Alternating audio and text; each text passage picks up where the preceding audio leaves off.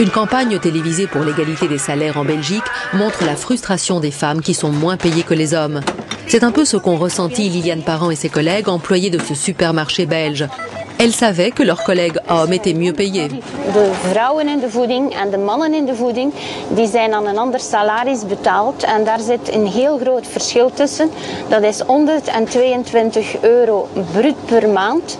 Dat ze voltijds minder verdienen dan de man. En Belgique, l'écart des salaires entre les hommes et les femmes est de 16% en moyenne. Il existe une loi sur l'égalité des salaires, mais elle se contourne facilement.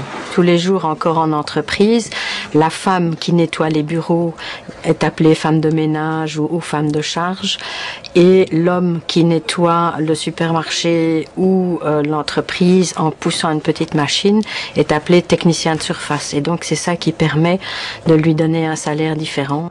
Le projet EVA a été lancé par l'Institut pour l'égalité. Il propose une formation sur un nouveau système d'évaluation du travail afin que les employeurs prennent conscience d'une éventuelle discrimination sexuelle. Deleuze embauche 16 000 personnes, les 2/3 sont des femmes. C'est l'une des entreprises belges qui utilise les nouvelles classifications de postes. On a été redécrire toutes les fonctions dans un supermarché et puis on a pesé les fonctions en fonction non seulement des tâches manuelles, comme c'était peut-être trop le cas avant, mais aussi en fonction des responsabilités. Et donc nous avons trouvé un système bien plus équitable qui ne fait bien entendu plus aucune différence entre hommes-femmes, mais qui regarde vraiment le contenu de la fonction.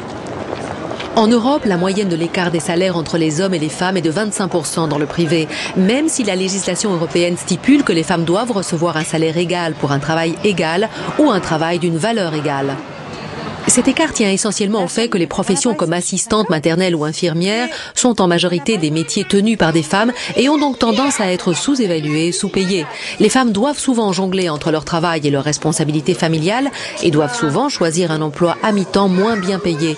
Mais certains changements sont en cours. En Espagne, une nouvelle loi ambitieuse sur l'égalité a été passée. Elle demande non seulement plus de droits au travail, mais aussi 40% de représentation féminine dans les conseils. La France a également légiféré et quand elle prendra la présidence de l'Union européenne cette année, le président Sarkozy a déclaré qu'il ferait de l'égalité des salaires une priorité.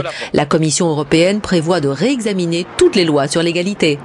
We're going to look together with the member states at whether the legislation is fit for purpose, is it up to date?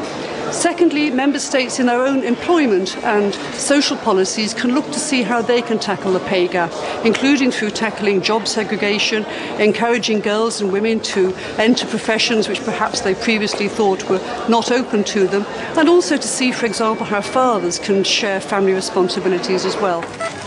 En Belgique, les femmes travaillant pour Deleuze sont satisfaites maintenant que leurs postes ont été réévalués et qu'elles vont enfin recevoir le même salaire que les hommes.